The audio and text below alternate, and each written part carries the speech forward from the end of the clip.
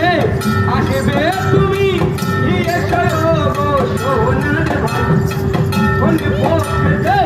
আসবে তুমি এসো গো সোনার ভাই মা বলো না বাবা বলো রাজসভায়া যে জানাই মা বলো না যাবো আমি বাবা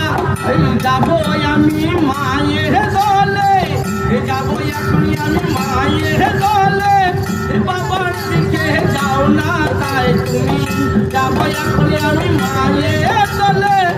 বাবা দলে তোমার